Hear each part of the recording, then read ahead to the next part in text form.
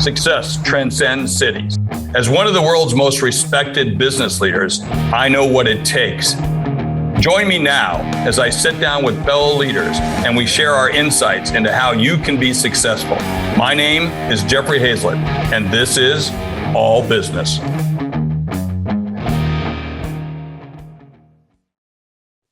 Hey, from the field of dreams to the American dream, today's guest is helping turn the national pastime into a buzzworthy business. Khris Dehnert is the CEO and partner of DugOut Mugs, a company that turns baseball bats into mugs and other drinkware. Khris, welcome to All Business with Jeffrey Hayzlett. I want to get into you. I've got one of your products sitting right here behind me, and those who are listening and not watching, one of the products is sitting right here behind me because I'm a big fan. Let's start at the beginning. What's the origin story of DugOut Mugs? The origin story. So DugOut Mugs is kind of a cool collaboration of two people on a path. You know, I don't think I've really ever explained it that way, but that's truly what it is. Randall Thompson, my business partner, he had the dream, right? He was going to be a professional baseball player since he was a kid. And he made it pretty far. I mean, he made it into the major leagues, minor league baseball and you know, short season teams and things like that. He was a good player. He's a good pitcher and he just couldn't throw fast enough, right? And one day they told him like, hey, you know, thanks for a couple decades of your life. See ya. And at times like that, I think it's really important, reinventing yourself, right? And from all the stories that he and I have talked about together, which are many, he's like, man, I just had to find a way back to the game. And he went back to his alma mater, Florida Tech here on the coast in Florida. And he was a pitching coach because, I mean, he knew his stuff, right? So he was showing these young kids how to, pitch. And, at times there's something a pitching coach just doesn't have time to do anything because he's sitting in the dugout while they're doing hitting drills. And one of the other coaches was chopping these bats in half to do a hitting drill.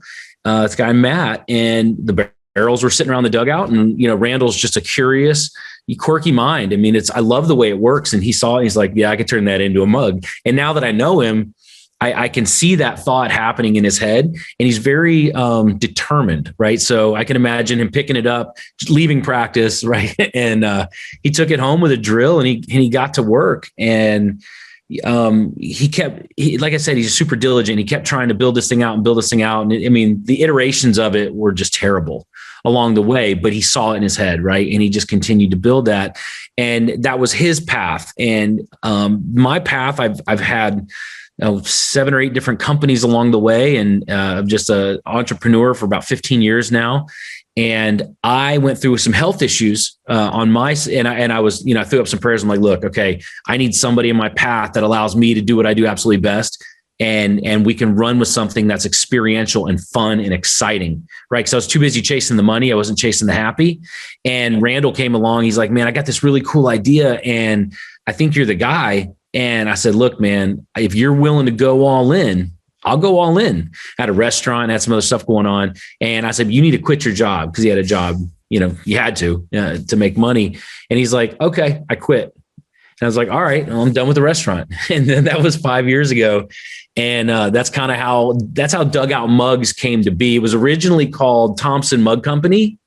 And when we first got together, I said, hey, man, I love your last name, but that ain't going to fly. Yeah, like, it's just not that. It's not that. Doesn't have the appeal. Doesn't have that. Yeah, it wasn't sexy, and we needed something sexy. And we started through some ideas around. He's like, well, found him in a dugout. And I was like, we dig out the center. Let's go. DugOut Mugs. And here we are 5 years later. I would have thought it would have involved drinking, that you would have come up with it over drinking, rather than that way. But sometimes you just see something like, like the barrel of the bat laying there on the ground. You go, mug, and it hits you like that.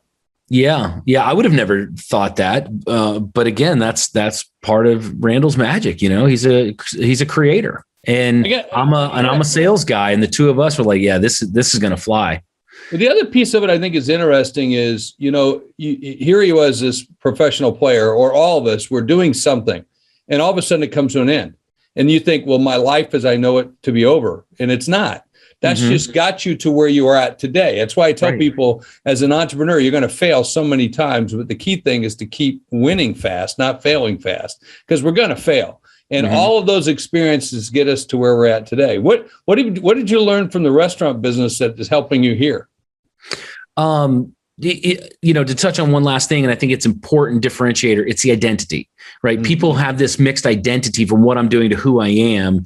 And that's just what you were doing, right? And who he was, he never lost his true identity, which brought him back to a very successful and diligent path. Now, the restaurant business, so I had a very successful apparel company prior to the restaurant. We made a lot of money selling t-shirts and print on demand and things like that. And what I learned is don't put your money into things you don't understand and you can't impact. Now, that's my investing strategy. I lost a lot of money, 6 figures in 3 different deals back to back to back. And I was like, okay, well, that sucked. And the restaurant was one of them. Stop doing that. Stop doing that. Yeah. So the restaurant was one of them. And really what it comes down to, it's like, my magic, right? What I'm the best at is dealing with people, sales, e-commerce, marketing strategy, social media. And I couldn't do any of those things, right? With the industries that I was in. And all I could do was just put money. It was almost like half-fast calculated gambling. I shouldn't have had my money over there. And I learned and I lost and, fail fast, fall forward. And it's like, okay, stop doing that. Get over here back to your power zone. And this was all the path. Right. And then at about a year after that is when, Randall and I really started, hitting a vibe. When did you join the company? Was it early? And what attracted you to DugOut Mugs? Was it just your partner or was it the product itself? Both. As I alluded to previously, I had a pretty successful apparel company. And part of what made that happen is the simplicity, right? Like I would look at what's trending. My company was called Chasing Trends, right? I'd see what's trending. I take it, I put it on a canvas. I put the canvas in front of a relevant audience, sells. So when I saw DugOut Mugs, all I saw canvas.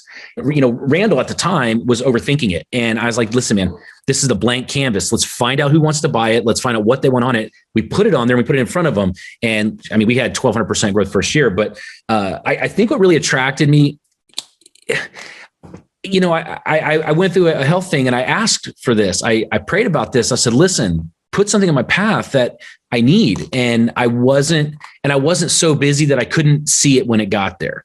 And I wanted something that was experiential. I wanted somebody that was hungry, that was gritty like I am. And so it very much was Randall that attracted me to this deal. There's a lot of opportunities out there, but if you are in business or you're tied to people that aren't your people, that don't share your culture, that share your belief system, it's going to be some bad days. And we have bad days, but we still have a great relationship. And that just soars you right past that bad day. So I think Randall was in a very big way part of the reason I decided to go with this deal. And I think who I am as a person and who I was at that time when he met me is the reason he gave up half the company. He's like, I got an idea, but I've got it as far as I think I can go right now. I said, well, buckle up. We're going to go for a ride. Here's what it looks like. And we shook hands, smoked a cigar on my back porch, and, we went after it. But yeah, I believe in people, right? His potential from the beginning, and he's transformed exponentially since we started, but it's obvious. The kid's just got smarts. He's got grit. He's got culture. He's very, as we like to say, unapologetically authentic. We both are. You'll catch us in any meeting with shorts and sandals and flip-flop, backwards hats. That's just what it is. So we really vibed from the beginning. And it's good lifestyle for you both as well. Yeah. You're listed on the DugOut Mugs website as batting cleanup. Is that how you see your role, the power hitter ready to clear the bases? Yeah, I'm a closer. Always have been. There's no stage I'm scared of. There's no conversation, I'm too timid to have. I just feel like I'm a closer. I'm ready for big moments. I've been grooming myself for that for a decade and a half. And I feel like, and you know what, to be honest with you, I think what really did that for me is when I got super sick, I'm not really scared a lot now because I shouldn't, there was a real good chance I wasn't showing up the next week. And when you get through that, you're like, oh, this is purposeful. Yeah. And so I'm really not scared. The rest of it becomes very small compared to the big things in life, right? It puts things into perspective, man. Big time. And I think the faster people could come to that realization, and I think being genuine and just the authenticity, taking down the facade, right? Yeah. It really allows people to love and trust and gravitate to who you really are, which is very good for confidence. And you're like, wow, they like me for me, and I'm good at this. And I know what I'm good at, and I know what I'm terrible at, and I don't do that a lot. All that stuff I give to somebody else. Right. And I think that's just about, taking the ego down. I'm 40 now. I had a lot more bravado, a decade ago. But yeah, all of it. It's just a great timing, The bravado's okay. There's nothing wrong with that. I have that same kind of thing with everything I do. And people say sometimes, geez, Jeff, you're kind of full of it. I said, it's not bragging when it's true. So yeah. If you can close the deal. That's right. It's not bragging when it's true. So let me ask you about the bats. I'm kind of curious, about how do you get the bats? Does Louisville Slugger send you its rejects? I mean, how do you get these? No. So what we did, the very original ones were made out of bats, and even a handful of the first iterations. But we make thousands and thousands of these things. 375,000 we did last year or something like that.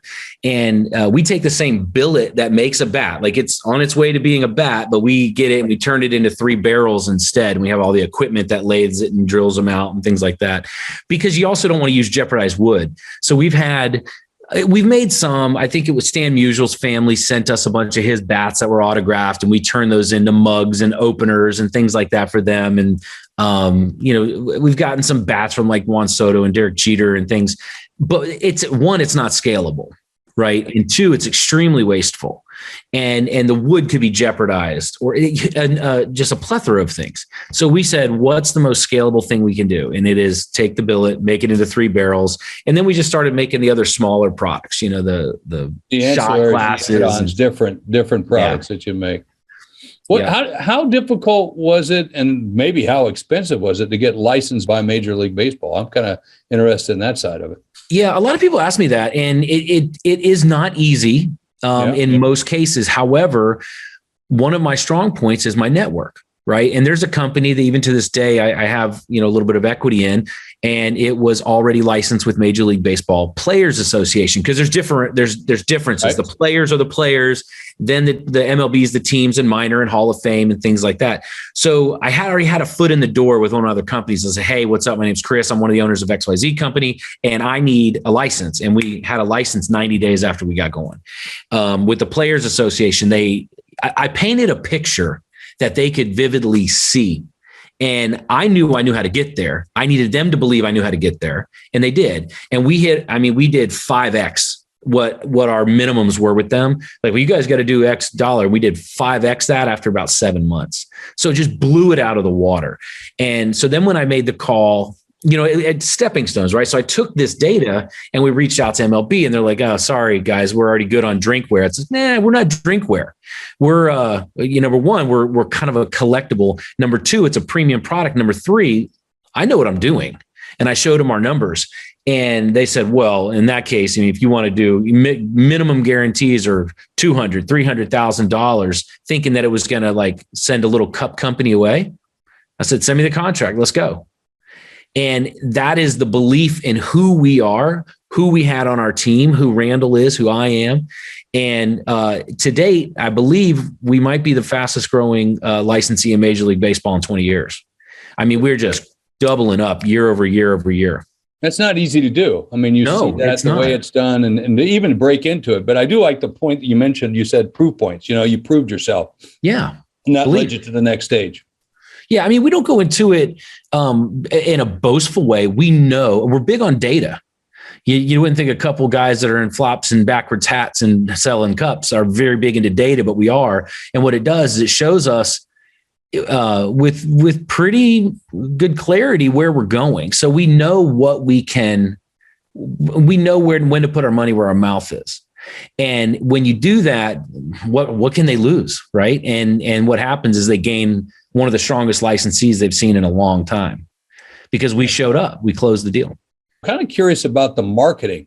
They have your product. How did you market it? Did you go to the teams? You go to the big brands? You just go to fans? What was the best way? What's worked best for you? Well, it was a strategy, right? We decided to do it backwards from what most people would think. So my background's e-commerce. Remember, I'd done $20, $30 million in e-commerce sales. So I kind of knew that landscape. And I understand how valuable data was. So to collect a customer. So Randall and I, what we did is we built our e-commerce game super strong through Facebook ads, Instagram ads, Google. And we've acquired over 30,000 5-star reviews. Okay. Oh, wow. So that's big. That's huge. It's real big. First of all, 5-star reviews and just get a few of them is good. But that many reviews means you're a mega product. Yeah, you're way up there. Correct.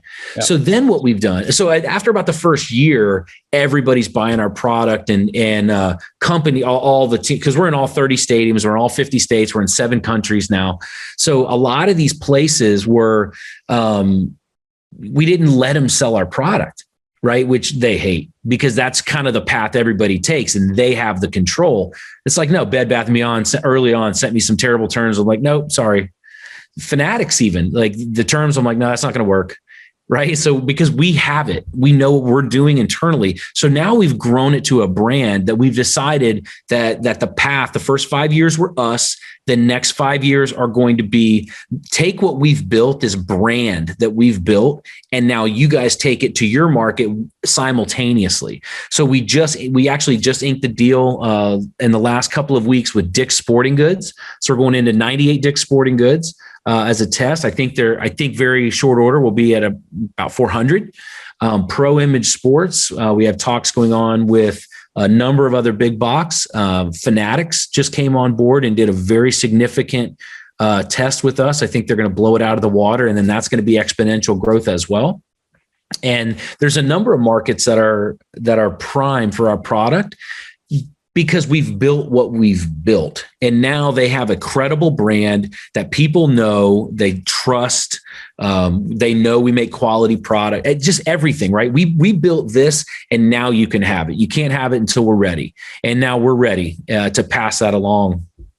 That's fantastic. So that's kind of the marketing plan. But let's talk a little bit about content. How does content fit into DugOut's marketing strategy? Because we're big on content here at the CC Network. Using content to drive the brand of you, the company, everything. Well, I think UGC is huge. User-generated content, for those that don't know what that means. And because it's real. Right? I'd rather have a baseball mom sitting in the stands stuttering over her words than a professionally done video. Now, we do have professionally done videos for the short, the grabby, catchy stuff for Facebook ads or whatever. But I'm big on understanding your demographic. And a lot of people wouldn't imagine this, but our primary buyers is a woman about 40 to 42 years old. Right? For our product, and we know this through data, we know this through surveys and polls and just everything we can gather. So our marketing is actually very geared towards marketing to where somebody is, right? So it's if around graduation, it's like looking for a great graduation present for your son. And we're targeting moms who have kids that are graduation age, right? So it's really about segmenting your marketing and doing your content based on that. So during the pandemic, we grew by 2.5x through 2020. But what we did from a content perspective is we tried to understand and put ourselves in the place of where people were. And that was alone, weird vibes going on, stuck in their house, no baseball, just stuff was weird. So we decided to do live. So I was on live with Pete Rose and Mariano Rivera and just anybody you can imagine. We're doing live videos. I commentated the World Series with Pete Rose for like 3 hours. And we just gave all this content away. By the way, that had to be a blast. That dude is awesome. The Cincinnati Reds, when I was a kid, Johnny Bench, Pete Rose, that was the team I watched when I was a kid, along with the Atlanta Braves. Yeah. Hank Aaron, Well, and I think what it is the content, right? People wanted to be included. They wanted to be involved. We weren't running ads of people at a tailgate. We were running ads of people sitting in their living room watching a baseball game because that's where they were. We even pivoted at one point because people were bored out of their mind. And we started making these baseball board games, like drinking games. Like, hey, you're sitting around doing nothing. You want to play a cool, fun game? And then we started doing a lot of giveaways. I was giving away TVs. I was giving away beer money. We gave away, I'd say $20,000 worth of autograph stuff just to give it away because we build our content based on our strategy. And our strategy was take care of people when they need it most And when we snap back out of this, everybody realizes what a BS thing this has been going on. They're going to be right there. What's that got to do with baseball? What's that got to do with a mug? See, that's the cool thing about this. It has nothing to do with the mug. Nothing. It has everything to do about the brand, about who you are, what you're doing. Exactly. And the people. Yeah. And you take care of people because Maya Angelou, they won't remember what you said or did. They'll remember how you made them feel. And that's what we've done. We've got this good old boy brand. I mean, our company, we're dozens of people in our team, but it feels like just the mom and pop shop. Right. It feels like we're still just out hustling baseball bat mugs at a travel ball tournament, not doing $15-20 million a year. Can you only do that's by design? Only do your teams, or can you do personalized names? I mean, anything. Yeah. This is the one sitting next to me. This is one we did at the Sandlot.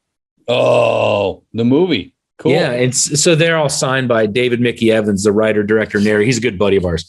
But yeah, so we've done corporate gifting. I mean, just company logos. You're doing company logos, everything like Coca-Cola, Budweiser, Miller, Coors, Spectrum, DraftKings, CBS, Fox. Yeah. All the way to like Johnny's Plumbing up the street, who wants to order 36 and it says, hey, we hit it out of the park with you. Thanks so much. Yeah. So the corporate side of things and the custom side of things is actually a very big chunk of our business, because everyone's looking for something unique. Right. And whether it's the wood ones or some of our new stainless, I don't know if you guys got one of these, but the ones that look like a metal bat. That's awesome. Yeah. Right. So it's great for coffee, all promo items. You don't give people stuff anymore who needs another tchotchke? Yeah. So we've kind of really found a nice pulse in that industry as well, the corporate gifting.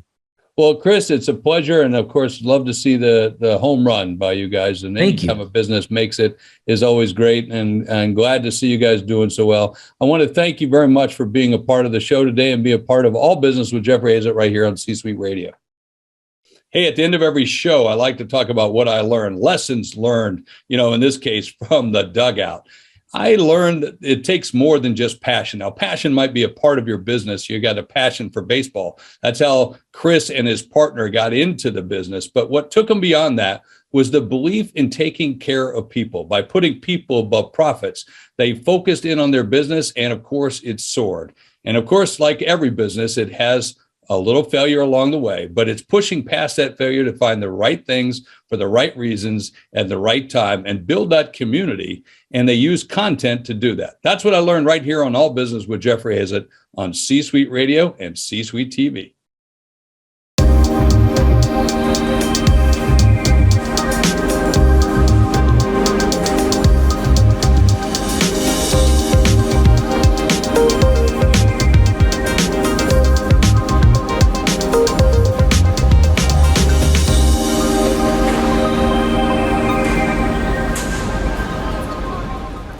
Welcome to Bestseller TV. I'm Taryn Winterbrill. We're here with Neen James. She's the author of Attention Pays. It's great to have you with us. Thanks. G'day. It's so great to be with you. Good day. It's nice to have you with us.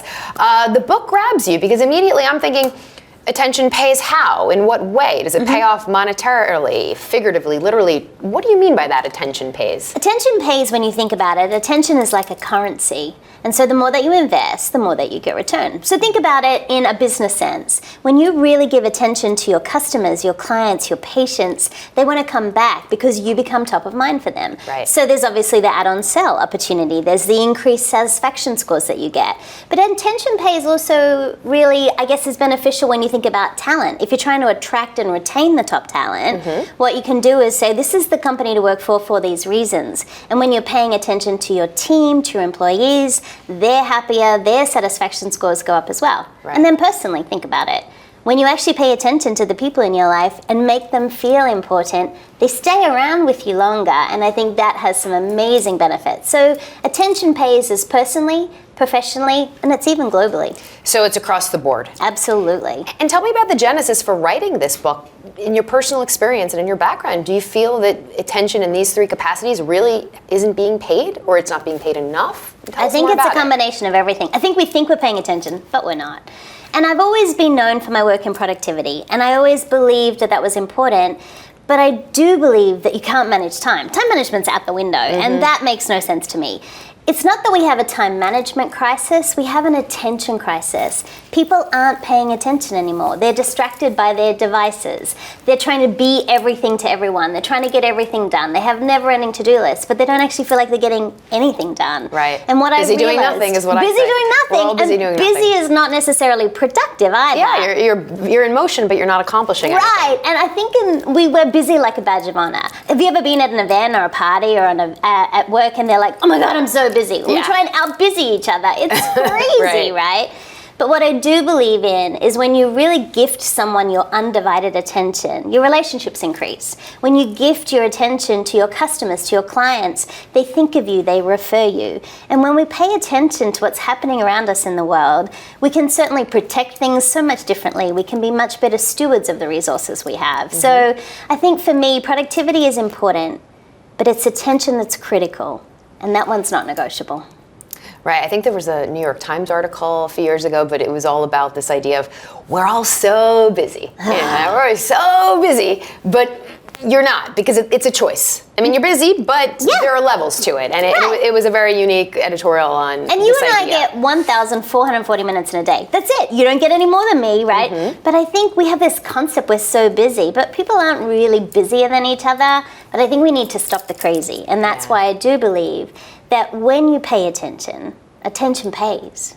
I like that. When you pay attention, attention pays, so it's kind of a double entendre. You mentioned your backgrounds in productivity. This is your third book. It is. The other two, congratulations, first off. The other two deal in productivity. Tell us about your background. What do you do, and how did you sort of fall into this niche of writing about these particular topics? I grew up in corporate business in Australia. I worked in retail, banking, telecommunications, and the oil industry. You got to imagine there's not a lot of chicks in oil. And in my roles, I was always being asked to speak to the board at the local best industry conference. Sure. I was always being asked to do the all hands meeting. So I was on my feet speaking a lot.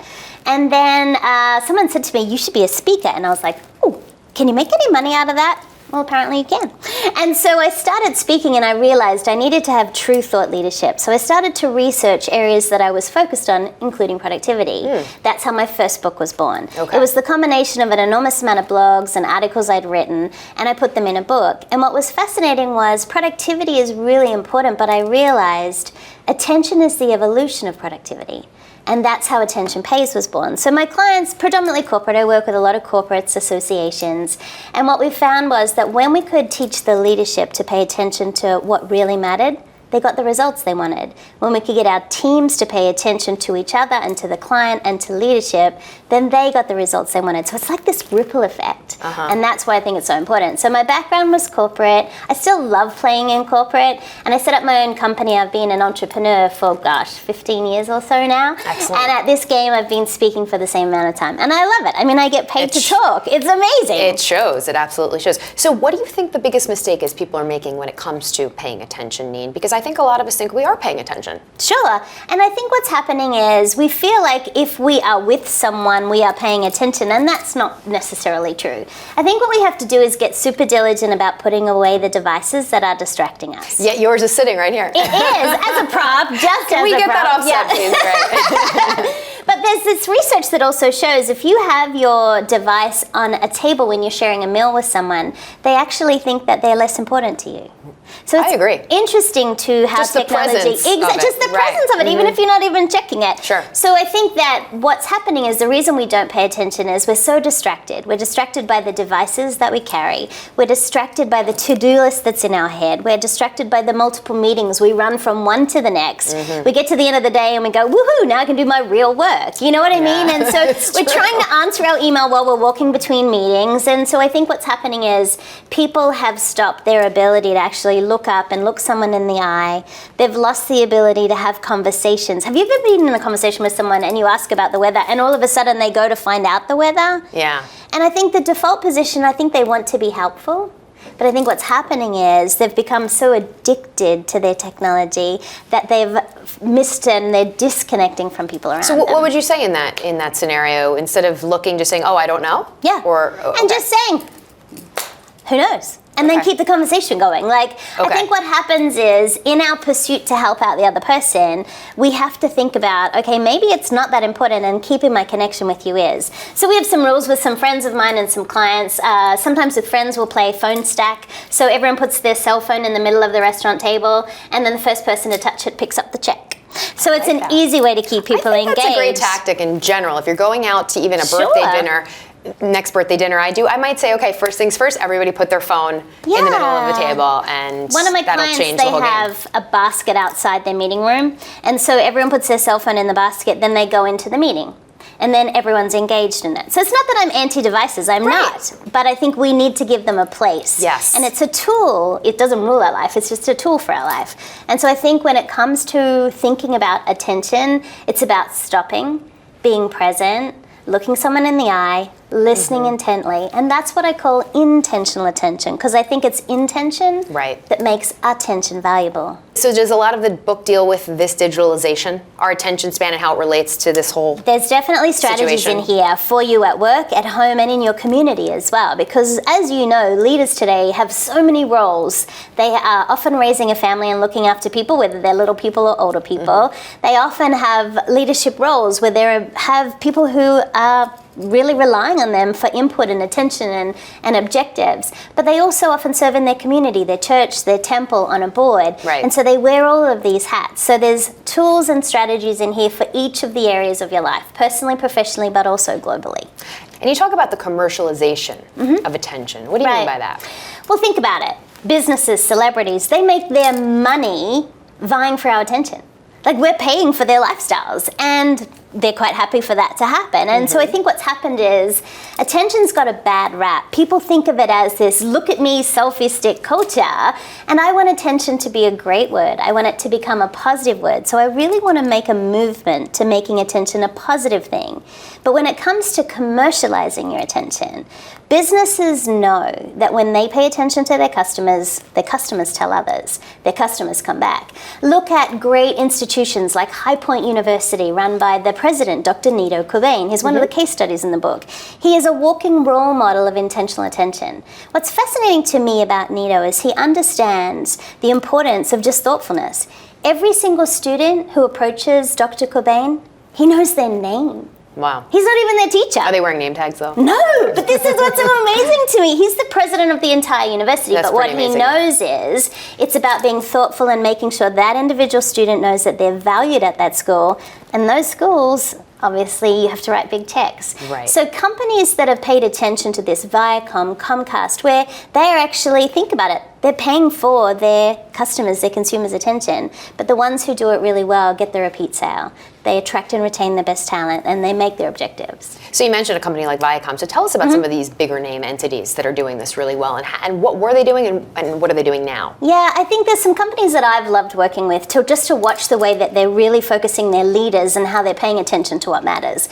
Comcast and Comcast Spotlight. Comcast Spotlight is the advertising sales division, doing a great job of making sure that they're paying attention to what really matters. Viacom, with all their multiple properties, MTV, Paramount Pictures, Nickelodeon, they're very, very clear on who that viewer is. So they're not just thinking about the consumer, they're thinking about the talent that is managing those relationships. So they're really focused on that. Trinity Health have done a brilliant job of making sure that their executive team is focusing on what's really mattering, not just for the patients that come into their hospitals, but also so that the leaders pay attention to each other. And these are just some of the great clients that I love working with. Abbott Pharmaceuticals. You know, there's so many people who have decided they have to really, some of them, they start with a blank sheet of paper. It's what I call zero-based thinking. And then they say, well, if we could create an experience for this patient, this credit union member, this new advertiser, what would we want that to be? And how do we make them feel seen and heard? And that's what I think attention's all about. Well, that's what I'm wondering, sort of, what's the starting point? You know, if there's a problem and we want to fix it, where do you start with sort of being able to analyze your attention situation in terms of how do I fix it, but where do you start? You know, what's your recommendation? Sure. I think we need to listen more than we speak. And so the first place I would suggest is at home, maybe start listening more than speaking. Have you ever been in a conversation with someone and you know that they can't wait for you to finish because they're just working out their answer in your head? Right. So imagine if we just asked more questions and we listened more intently. I think that's the first place. I think the second thing to do is to move the devices away so that you're not as distracted distracted by them.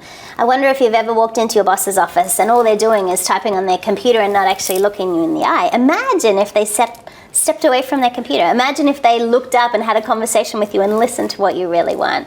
And so I think that we need to listen, but we also need to make sure we manage our devices, because device management is a huge, important thing when it comes to attention. But I think this book is so important because of this day and age of digitalization. Sure. So what have you found is the biggest challenge in this whole, trying to get people to pay attention more? Because it's a lot easier said than done to have people put away their device. I mean, people are addicted. They sleep with their phones and their tablets underneath their pillows. I mean, it's... Personally, I find the challenge of just stopping. And some of that is stopping the old habits. So it means, for example, if you've always used your cell phone as your alarm clock, could you actually get like a real alarm clock, go back the old-fashioned style? Because I think analog systems get results too. But what I would recommend is that you think about this as just a tool, right? So the first thing to do is just stop. Just stop and realize what habits are getting in the way. It's fascinating to me, when I was researching the book, I learned that 9 people die every day because of distracted driving. I mean, that's not okay. We are updating Facebook more important than watching the road. Like, that's ridiculous to me. So we need to stop these bad habits. Right. So for me, I have this real desire to create what I call the attention revolution. I want people to stop what they're doing, to change their habits, to actually start having true intentional conversations with people.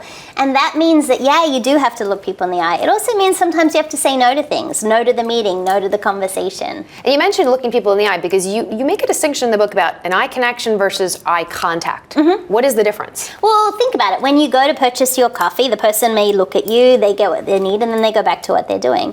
But imagine if you're a barista, if the person serving you actually looked you in the eye, maybe they even learned your name, and the next time they saw you, that you actually had a different connection. Right. One of the hotels I always stay at in the city is the James Hotel. Now, not a family hotel, but the James Hotel. And what I love about it is every time I go there, they say, "It's so great to see you again. Welcome back." They stop what they're doing, they look at you intently. Now, I have thousands of choices of hotels that I can stay in, and they've decided that they want to really recognize people by looking you in the eye and connecting for that moment. So I think it's about making the most of that moment. Someone else who's great at that is the Library Hotel in New York. They stop what they're doing, they look you in the eye, and they make you feel like you're the only guest on property. And you know that's not true, but they're brilliant at eye connection.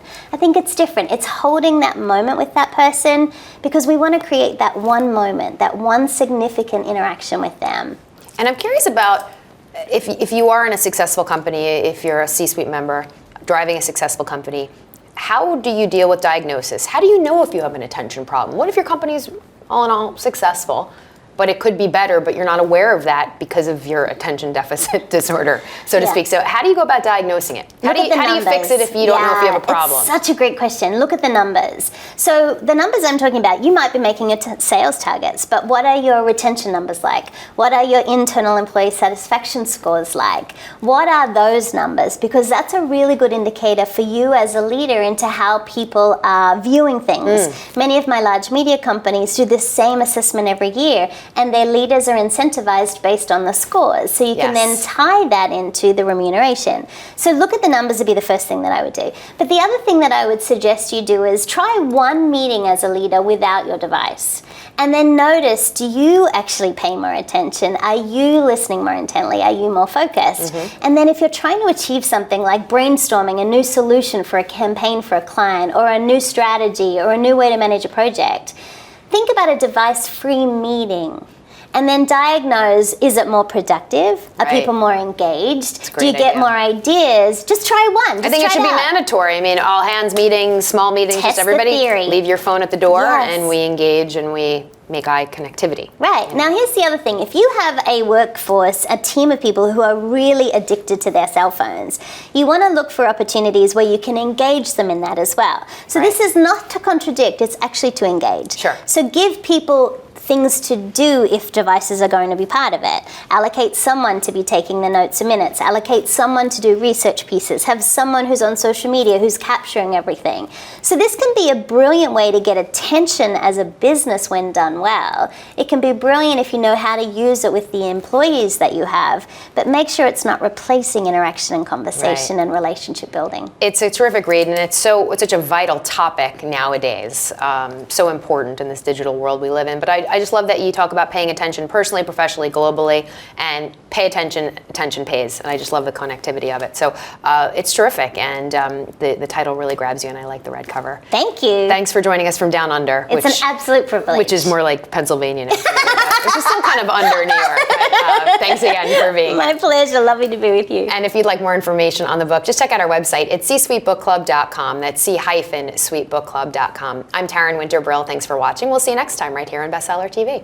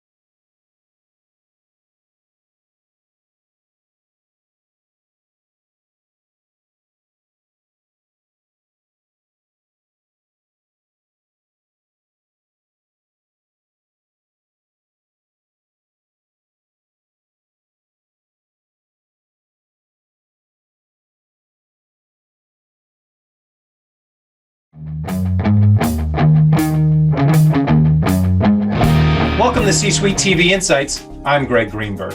If you want to jumpstart your business, then you might consider starting a podcast. Jeffrey Hayzlett launched C-Suite Radio as an arm of the C-Suite network just a few years ago, and now it's the world's fastest growing business podcast network. He's here to talk about it. Welcome, Jeffrey, and tell me, why should a business owner or thought leader start a podcast? As the head of C-Suite Radio, I know I see the value, but what's in it for them? Well, thank you, Greg. Thanks for having me on C-Suite TV. It's a pleasure to be here on C-Suite Insights. You know, the biggest thing that you can do when it comes to being a podcast is being able to tell your story, your brand. So when you sell, you sell the business. When you sell the business, you sell you. So it's all about branding. In fact, we're seeing a big shift in media going on right now, where more and more people are looking for ways to consume content. And one of the things that we have to do, it used to be, at least as a business, you would get into advertising on a newspaper or in a newspaper or be a story in a newspaper. You would have then gone to the radio, then the TV. Well, those days are gone. And now what we're seeing is the intimacy of podcasting, the ability to be able to get a show on someone's phone primarily, and then be able to get into their ears on a regular basis, into their head, get into their hearts and minds. And that's really what we're doing with C-Suite Radio. We're giving people a plethora of choices by hundreds and hundreds of shows brought to you by brands and businesses. And I'm talking about individuals, coaches, trainers, speakers, authors, thought leaders in the industry, some of the best, as well as business leaders who are coming together and giving you content in the way that you want to consume it. Right now, podcasts are exploding. In North America alone, over 230,000 podcasts and going up. And we're just at the beginning of podcasting. A lot of people say, oh my gosh, those numbers, it's got to be over. No, we're just beginning, and there's going to be more and more podcasts because people love this particular media. It's intimate, it's there when you need it, it's on demand, and you're getting the kind of information you want to when you want to be able to consume it. So here's a question I get asked a lot, but I want to hear it from the guy who founded C-Suite Radio. What does the average podcast look or sound like on C-Suite Radio? That's a great question, Greg. You can actually do whatever you want to do and make it work. But let's talk about some of the averages or what we typically see. So it could be about any subject that you want. Everything from, the business of marijuana to executives in divorce, luxury kinds of shows, eating, dining, travel. There's all kinds of different shows that you can get. And of course, the how-to or lessons learned.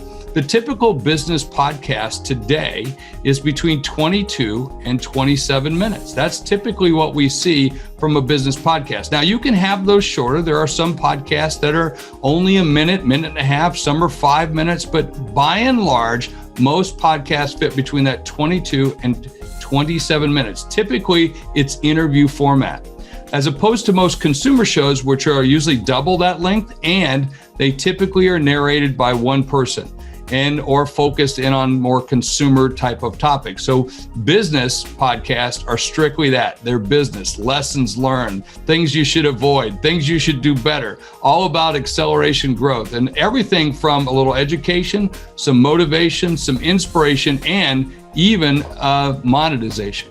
All right, so let's talk about monetization, because time is money, of course. How does someone make money with a podcast? Talk about the bottom line, because it is a commitment. Yes, it is. In fact, we also see a little bit of some what we call podcast fatigue, where you've got to realize what you're trying to do and how long you're going to have to do it, because it takes time to build a great success and build a brand. Brands aren't invented overnight. They come with the delivery of a great promise, and that's what most podcasts on C-Suite Radio are doing.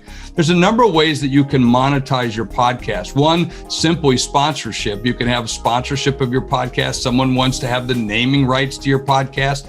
But the typical way that we see monetization is in the form of advertising. And C-Suite Radio goes out and sells that advertising along with some great digital agencies. And we sell to major brands who want to be in the head of that listener. And we do that by delivering what we call pre-rolls and post-rolls, as well as sometimes in some podcasts, depending on length, what we call interstitials. Those are inserted inside the show itself. But the biggest way to make money is by being really great at your podcast and talking about the things that you do and how you do them, and then people want to buy your products and services. And then finally, once people join C-Suite Radio, how do we help them become better podcasters? How to tune their shows? Well, you can only be as good as your weakest link. So we want our weakest links to be the very best podcast that could possibly be, so that everything above that's even better. And so what we do is we get together on a regular basis with all of our hosts and headliners, and we have some major business headliners, and we come together on a regular basis in what we call huddles, where we huddle together with the host with the producers of the shows, and we talk about ways that we can make our podcast better by giving a little tips and tricks and all those insider secrets that you can't hear from anywhere else, all inside the C-Suite Radio Network. All right, well, thank you, Jeffrey, for coming on and talking about the boom in podcasting. And thank you for watching C-Suite TV Insights. I'm Greg Greenberg.